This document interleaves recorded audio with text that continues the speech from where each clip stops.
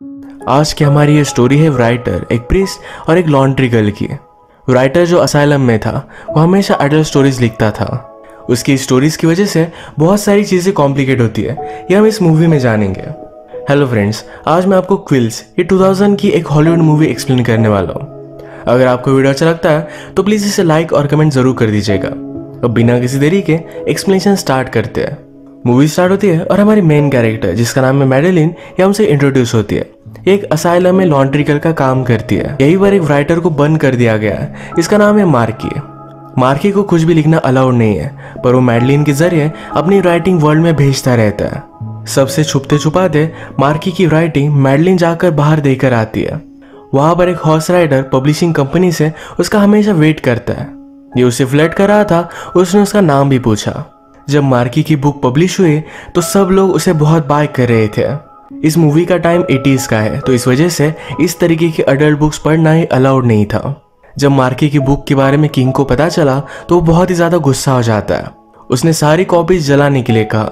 वो गुस्से में मार्की को मार देने का ऑर्डर देता है, पर उसके सलाहकार ने कहा कि अगर हम उसे इस तरीके से मार डालेंगे तो हिस्ट्री में वो लीजेंड की तरह जाना जाएगा, हम उसे मार नहीं सकते। तो इसी वजह से मार्की की जान बच गई।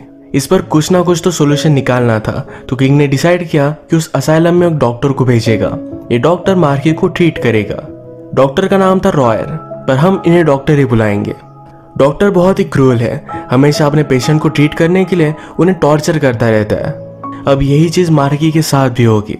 नेक्स्ट सीन में मैडेलिन को प्रीस्ट लिखना पढ़ना सिखा रहा था। एक्चुअल में मैडेलिन प्रीस्ट को बहुत ही लाइक करती है, पर प्रीस्ट इस पर ज्यादा ध्यान नहीं देता। मार्की जो भी स्टोरीज लिखता था ये मैडेलिन अपने फ्रेंड्स को सुनाती थी। नेक्स्ट सीन में हम देखते हैं मैडेलिन मार्की के कपड़े लेने के लिए गई, पर मार्की उसे अंदर आने के लिए कहता है। मार्की की बुक से जो भी सेल हुआ था इसके थोड़े पैसे उसने मैडेलिन को दे दिए। मैडेलिन कहती है तुम्हारे पब्लिशर को तुमसे और भी बुक्स चाहिए। मार्की ने कहा कि मैंने और एक स्टोरी लिखी हुई है, पर अगर तुम्हें चाहिए तुम्हें प्राइस पे करनी पड़ेगी। मैडेलिन समझती नहीं, तो वो कहता है कि हर एक पेज के लिए तुम्हें मुझे किस देना पड़ेगा। इसी तरीके से एक एक पेज मैडेलिन उससे ले रही थी, तभी वहां प्रीस्ट आ गया। प्रीस्ट उसे जाने के लिए कहता है। प्रीस्ट उसे समझाता है कि मार्की से मिलने के अलावा तुम मेरे पास कन्फेशन के लिए आ सकती हो, ये उसके लिए सही नहीं।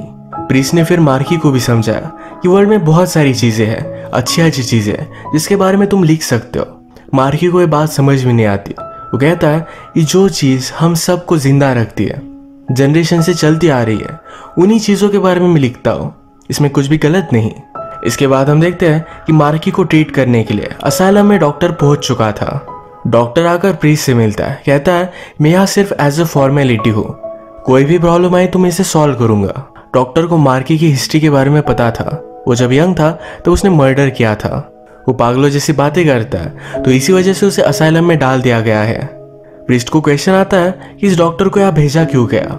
डॉक्टर ने प्रीस्ट से कहा तुम्हारे मार्की की स्टोरी किंगडम में बहुत ही फेमस हो गई थी, किंग ने खुद उसे इलाज करने के लिए भेजा हुआ है।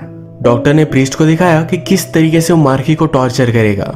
वो इतना टॉर्चर होगा कि सिर्फ राइटिंग के थॉट से भी वो डरने लग जाएगा। प्रीस्ट को यह सब बहुत ही गलत लगता है।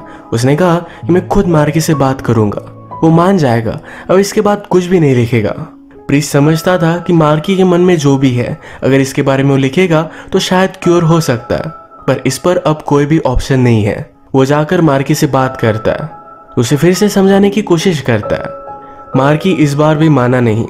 प्रीस्ट ने डॉक्टर से कह दिया कि मार्की मान चुका है, अब वो कुछ भी नहीं लिखेगा। प्रीस्ट नहीं चाहता था कि मार्की टॉर्चर हो, इसलिए उसने डॉक्टर से झूठ कह दिया कि मार्की अब कुछ भी नहीं लिखेगा। मार्की ने भी इस पर बहुत सोचा। इसके बाद नेक्स्ट सीन में हम देखते हैं कि डॉक्टर एक ऑर्फन लड़की को लेने के लिए आया। अब वो उसके साथ शादी करने वाला था। इस लड़की का नाम था सिमोन। चर्च की नन ने सिमोन का बचपन से ख्याल रखा था। उसे कहती है कि अब तुम्हारी शादी होगी, तुम्हें यहाँ नहीं रहना पड़ेगा, वरना तुम्हें भी नन बनना पड़ता। तुम बहुत ही लकी हो जो डॉक्टर के साथ जा रही हो। सिमोन सिर्फ एक टीनेजर है और डॉक्टर का एज बहुत ही ज्यादा है, पर फिर भी उसे करना पड़ता है। उसे लगा कि वो सिर्फ एक केज से दूसरे केज में जा रही है।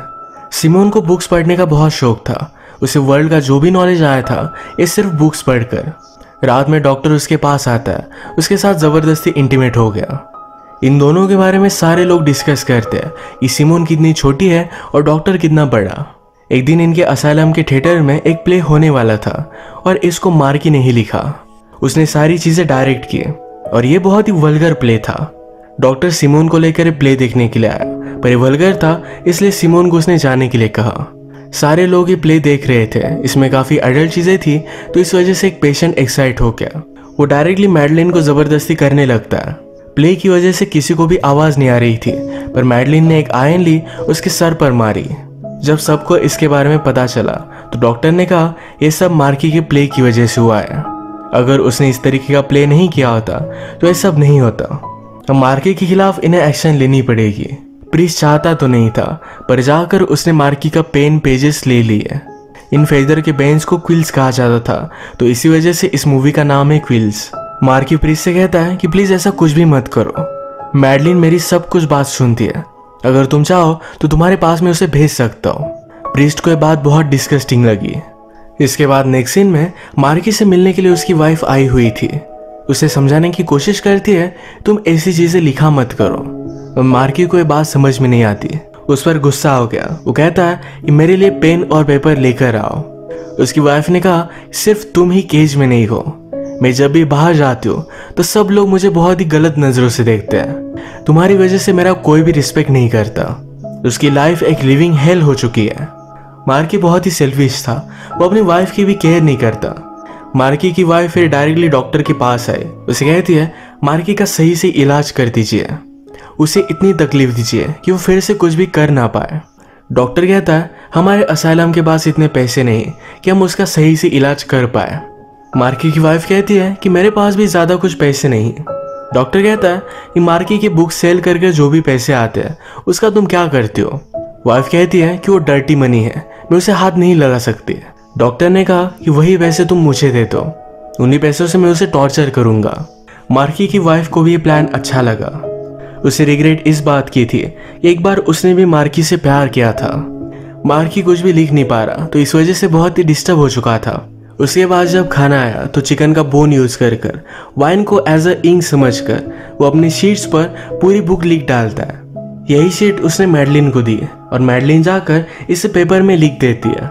जब वो इसे लिख रही थी तो उसकी मदर भी इसमें इंटरेस्टेड हो गई। उसकी मदर ब्लाइंड है, तो उसे यही चीजें बहुत ही इंटरटेन करती है।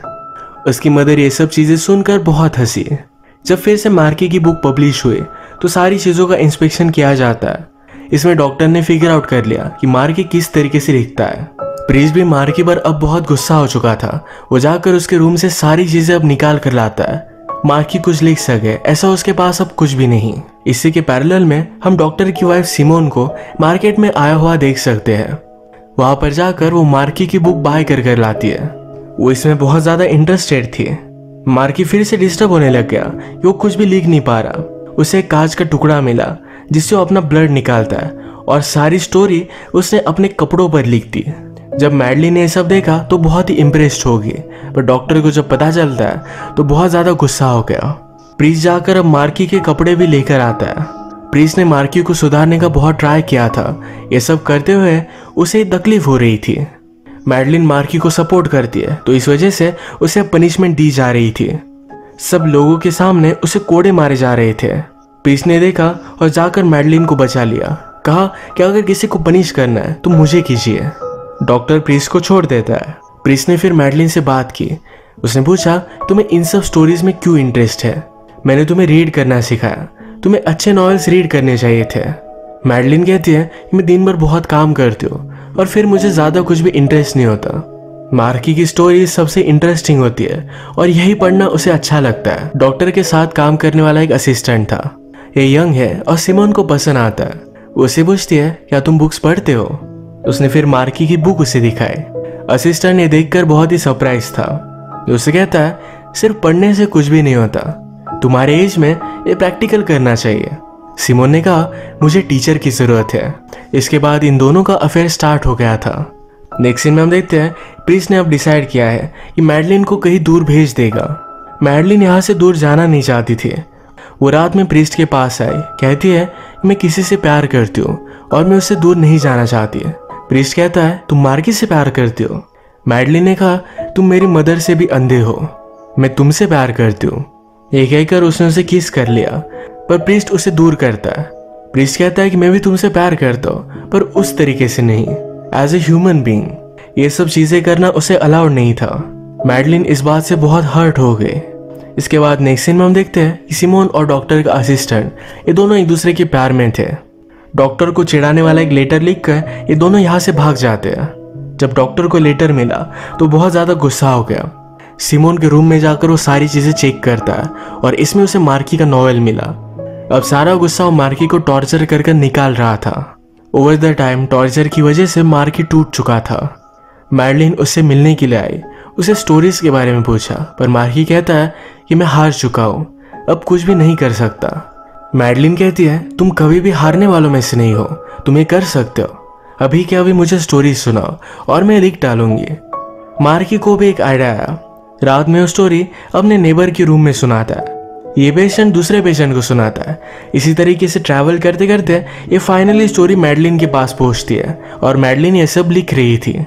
ये स्टोरी बताते हुए मार्की कुछ कहता, पर जब तक ये मैडलिन के पास पहुंचती तब तक सेंटेंस बदल जाता था। पर फिर भी ये स्टोरी कंप्लीट हो रही थी। स्टोरी के एक सिनारियो में आग लगने का जिक्र हुआ।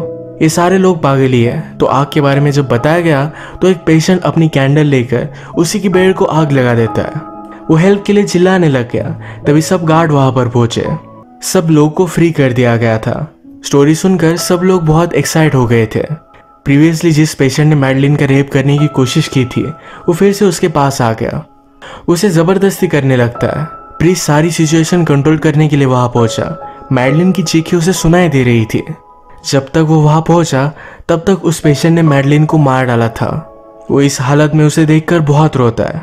जब सारी चीजें कंट्रोल में आई तो डॉक्टर ने प्रीस्ट से बात की, कहा कि ये सब मार्की की स्टोरीज की वजह से हुआ है। तुमने उसे सही से कंट्रोल नहीं किया, तुम भी इसके लिए जिम्मेदार हो। प्रीस्ट फिर गुस्से में मार्की के पास पहुंचा। कहता है ये सब तुम्हारी वजह से हुआ है। अगर तुम वो स्टोरी नहीं सुनाते तो मैडलिन अब भी जिंदा होती। मार्की कहता है मैंने सिर्फ स्टोरी सुनाई थी, इससे वो इन्फ्लुएंस हुआ, इसमें मेरी कोई भी गलती नहीं। वो दिखा रहा था कि उसे कुछ भी फर्क नहीं पड़ता। प्रीस्ट को मालूम है कि मैडलिन से वो प्यार करता था। वो कहता है कि मैडलिन तुम्हारे पास इतनी बार आई पर कभी भी तुमने उसे जबरदस्ती नहीं की, तुम भी उसे बहुत प्यार करते थे। ये सुनकर मार्की बहुत रोया। जो भी हुआ है इससे उसे भी बहुत फर्क पड़ा था। प्रीस्ट इस बात को जाने नहीं दे सकता तो गुस्से में मार्की की टंग काट देता है। ये बात आकर उसने डॉक्टर से कही तो डॉक्टर ये सुनकर इम्प्रेस था। उसे पूछता है क्या तुम आज रात सही से सो पाओगे। प्रीस्ट ने कहा कि मैं कभी भी नहीं सो पाऊंगा, पर ये करना जरूरी था। रात में प्रीस्ट ने अपने आप को ही पनिश किया। उसे सपना आता है कि मैडलिन अभी भी जिंदा है, उसके साथ वो इंटीमेट हो रहा है। इस सपने की वजह से वो बहुत ज्यादा डिस्टर्ब हो गया था। रात में फिर से प्रीस्ट को बुलाया गया। मार्की ने अपने वेस्ट से पूरे वॉल्स पर स्टोरी लिख दी थी। वो बहुत ही पेन में था और अब मर रहा था। प्रीस्ट के लैब में ही उसकी डेथ हो जाती है। प्रीस्ट को बहुत बुरा लगा। प्रीस्ट बहुत रोया। प्रीस्ट उसे कहता है तुम्हारी डेथ ऐसे ही वेस्ट नहीं जाएगी। अब इसके बाद स्टोरी में थोड़ा टाइम गुजर चुका है। अब हम देखते हैं इस हॉस्पिटल में और एक नया प्रीस्ट आया हुआ है। मार्की की जो भी स्टोरीज थी ये सारी डॉक्टर अब पब्लिश कर रहा था। मार्की की स्टोरीज की वजह से इस हॉस्पिटल को बहुत नुकसान हुआ है। इसके रिपेयरिंग के लिए जो भी पैसे लगेंगे ये मार्की के बुक सेल कर ही वो ले लेगा। ये सीन हमें वर्ल्ड का बहुत ही ट्विस्टेड पॉइंट ऑफ व्यू दिखाता है। इसके बाद डॉक्टर न्यू प्रीस्ट को सब जगह दिखा रहा था। इसमें हम देखते हैं कि हमारा ओल्ड प्रीस्ट अब पागल बन चुका था। जो भी उसके साथ हुआ तो इस वजह से अपना कंट्रोल उसने खो दिया। जिस तरीके से मार्की स्टोरी लिखता था उसी तरीके से वो भी स्टोरी लिखने लग गया। वो कुछ लिख ना पाए तो डॉक्टर ने उसके भी पेन और पेपर ले लिए थे। वो डॉक्टर से रिक्वेस्ट करता है पर डॉक्टर उसे इग्नोर करके चला गया। अब मैडलिन के गुजर जाने के बाद लॉन्ड्री का काम उसकी मदर करती है। प्रीस्ट की लॉन्ड्री लेने के लिए जब वो आए तो उसे पेन और पेपर दे देती है। उसने उससे कहा कि मैडलिन भी यही चाहती, इस स्टोरी कंटिन्यू रहे। प्रीस्ट फिर मार्की की तरह स्टोरीज लिखना स्टार्ट कर देता है और यहीं पर ये मूवी एंड हो जाती है। ये आज की हमारी स्टोरी क्या सही क्या गलत इन सब चीज़ों को बहुत ही ट्विस्टेड वे में प्रेजेंट करती है। हम इसके अलग अलग मीनिंग निकाल सकते हैं। तो आज का वीडियो हम यही खत्म करते हैं। अगर आपको एक्सप्लेनेशन अच्छा लगा तो प्लीज़ इस वीडियो को लाइक कर दीजिएगा। मैं बहुत सारी मूवीज़ लेकर आते रहता हूँ, तो प्लीज़ इस चैनल को सब्सक्राइब कर दीजिए और बेल नोटिफिकेशन आइकॉन दबाने मत भूलिएगा। हम फिर से मिलेंगे और एक नई मूवी के साथ। तब तक के लिए थैंक यू और आप अपने आप का ख्याल रखिए।